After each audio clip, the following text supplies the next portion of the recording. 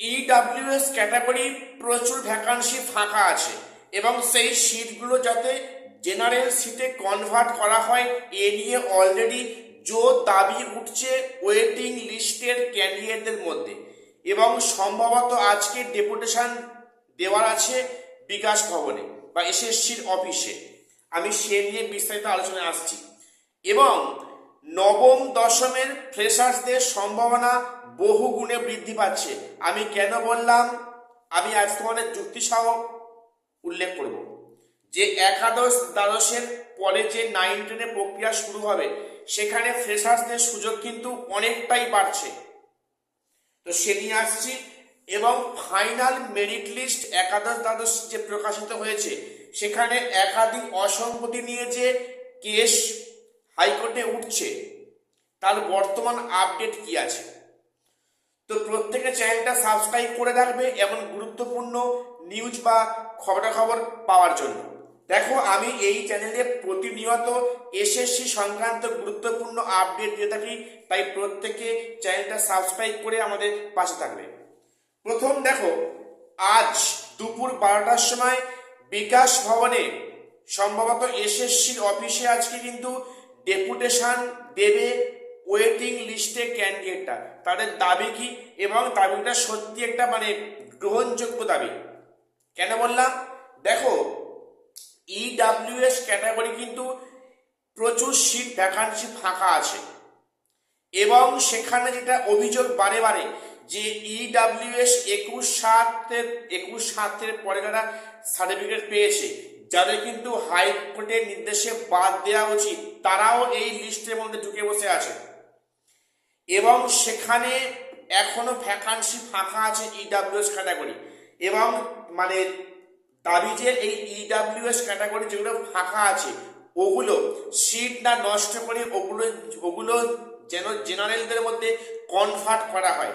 দেখো, তাদের যুক্তি যে জেনারেলদের একটা পার্ট তো ইডাব্লিউএস, কাজেই সেই সিটগুলো যাতে করে জেনারেল সিটে কনভার্ট হয় এই দাবি নিয়ে আজকে ডেপুটেশন দিচ্ছে এসএসসির অফিসে এবং সেখানে আজকে দুপুর 12টার সময় ডেপুটেশন দেওয়ার ব্যাপার আছে। তোমরা প্রত্যেকে এই ভিডিওর সঙ্গে থাকো এবং চ্যানেলের সঙ্গে থাকো, তোমরা ঠিক সময়ে আপডেট পেয়ে যাবে। এবং দেখো আরেকটা বিষয় যে নবম দশমে যে অনেকে বলতো স্যার নবম দশম কি ঘুমের দেশে পাড়ি দিয়েছে, সেই রেজাল্ট কোন যুগে প্রকাশিত, তারপর কোনো খবর নেই, না কোনো নোটিশ, না কোনো খবরাখবর, কবে হবে ভেরিফিকেশান, কবে হবে ইন্টারভিউ, কবে হবে মেরিট লিস্ট, কবে হবে কাউন্সেলিং, কবে হবে জয়েনিং। দেখো বিষয়টা কিন্তু সত্যি ভোটের আগে হয়তো কয়েকটা স্টেপ কমপ্লিট হবে, কিন্তু ম্যাক্সিমাম স্টেজ কিন্তু কমপ্লিট হতে ভোটের পরে, এটা কিন্তু পরিষ্কার বোঝা যাচ্ছে। এখন এই নিয়ে কমিশন বিন্দুমাত্র মাথা ঘামাচ্ছে না, এখন শুধুমাত্র একাদশ দ্বাদশ নিয়ে তারা পড়েছে। তো এখানে নবম দশমে ফ্রেশার্স একটা সম্ভাবনা খুব বেশি আছে বা আগের থেকে বাড়ছে। দেখো, তোমরা জানো যে নবম দশমে কিন্তু অনেক ইন সার্ভিস যারা 2016 ছিলেন নবম দশম, তারা কিন্তু অনেকেই সেখানে একাদশ দ্বাদশে মেরিট লিস্টে জায়গা করে নিয়েছে। কেন বলতো, তোমরা লক্ষ্য করে দেখো একাদশ দ্বাদশে কিন্তু ম্যাক্সিমামটাই 90% অর অ্যাবাভ সেখানে কিন্তু ইন সার্ভিসরা রয়েছেন। সেখানে সে অর্থে সেখানে কিন্তু ফ্রেশার্সরা চান্স পায়নি এবং এই যে অনেকটা গ্যাপ খালি হলো সেখানে কিন্তু 9-10 ক্ষেত্রে ফ্রেশারদের সম্ভাবনা খুব বাড়ছে। তবে এটাও ঠিক যে অনেক একাদশ দ্বাদশের টিচার কিন্তু মেরিট লিস্টে স্থান পায়নি, তারা কিন্তু ওয়েটিং লিস্টের মধ্যে আছেন, এর সংখ্যাটাও বেশ কিছু আছে। তা হলেও বলছি ম্যাক্সিমাম ইন সার্ভিস একাদশ দ্বাদশে পার হয়ে যাচ্ছে, কাজেই 9-10 ক্ষেত্রে ফ্রেশারদের সম্ভাবনা কিন্তু আগের থেকে অনেকটাই বাড়ছে বলে আমার মনে হচ্ছে। তোমরা প্রত্যেক কমেন্টসে জানাবে তোমরা আমার সাথে একমত কিনা। এবারে আর একটা বিষয় যেটা বলছে যে নবম দশমে একাদশ দ্বাদশে ওয়েটিং থেকে কতটা ডাকার চান্স আছে। দেখো আমি তোমাদের এ নিয়ে অলরেডি ভিডিও করেছি যে ভ্যাকান্সি শেষ অবধি কিছুটা হলেও বাড়বে, তোমরা কথাটা মিলিয়ে নেবে। ভ্যাকান্সি একাদশ দ্বাদশে কিছুটা হলেও ভ্যাকান্সি বাড়বে, আর ভ্যাকান্সি কিছুটা হলেও আপডেট হবে।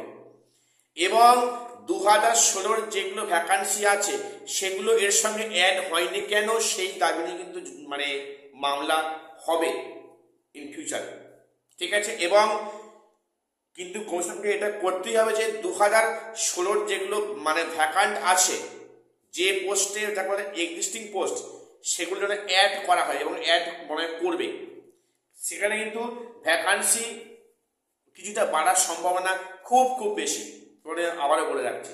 এবং সেটা যদি হয় তাহলে কিন্তু ওয়েটিং লিস্ট থেকে অনেকেই ডাক পাচ্ছ, এবং যারা প্রথম দিকে আছো তাদের সম্ভাবনা তো খুব বেশি। এবারে বলে রাখি যে ফাইনাল মেরিট লিস্ট যেটা 21শে জানুয়ারি প্রকাশ পেয়েছে, সেখানে যেন একাধিক অসঙ্গতি, সেখানে যোগে ভুল, সেখানে মানে এক্সপিরিয়েন্সের মার্কস এক রাতের মধ্যে অ্যাড হচ্ছে, এবং সেখানে মানে মারাত্মক একটা অভিযোগ যে মানে ইন্টারভিউতে ইচ্ছাকৃত কম মার্কস দেওয়া হচ্ছে, যেটা অনেকে বলছে বারে বারে যে ইন্টারভিউ ভালো হয়েছে তা সত্ত্বেও 9 বা 9.5 বা 10 এরকম মার্কস হচ্ছে, এরই একটা অভিযোগ। এবং এখানে একাধিক কারণে যে ইডাব্লিউএস যে কেসটা আছে সেখানে অনেক মানে ইডাব্লিউএস ক্যাটাগরি ঢুকে পড়েছে, যেটা যারা 21 সালের পরে যারা সার্টিফিকেট হোল্ডার আছে, ইত্যাদি কেস নিয়ে কিন্তু অজস্র মানে অভিযোগ আছে, এবং সে নিয়ে একটা মানে ছক করা হচ্ছে। এবং যেটা শুনতে পাচ্ছি কিন্তু আগামী মানে দিনে কিন্তু এ সম্বন্ধে মামলা উঠবে। এখন বিষয় এই মামলাটা কতটা বৈধ হয় এই পরিস্থিতিতে এসে, তো যাই হোক মামলা কিন্তু উঠবে, ঠিক আছে। এবং তারপর বলে রাখি 3রা ফেব্রুয়ারি কিন্তু এক্সপিরিয়েন্সের 10 মার্কস নিয়ে মামলা হবে, এবং সেদিনকে একটা পজিটিভ সিদ্ধান্ত এলেও আসতে পারে, সম্ভাবনা তো আছে। এবং এক্সপিরিয়েন্সের 10 মার্কস নিয়ে যে একেবারে কেসটা ডিসমিস হবে তা কিন্তু নয়, এখানে কিছু একটা পজিটিভ বিষয় উঠে আসবে, এবং সেটা কিন্তু কমিশনার তো মানতে নাও পারে, তার জন্য সুপ্রিম কোর্টে সেখানে গিয়ে স্টে আনতে পারে, সেটা কোনো বিষয় না। কিন্তু হাইকোর্ট থেকে একটা অর্ডার কিন্তু অবশ্যই আসবে, তার সম্ভাবনা কিন্তু খুব বেশি, ঠিক আছে। তো যাই হোক আজকে আমি এটুকু আপডেট দেওয়ার ছিল। প্রত্যেকের চ্যানেলটা সাবস্ক্রাইব করে রাখবে এবং গুরুত্বপূর্ণ আপডেট সবার আগে পাওয়ার জন্য। আর শেষ করছি, দেখা হচ্ছে পরে কোনো ভিডিওতে।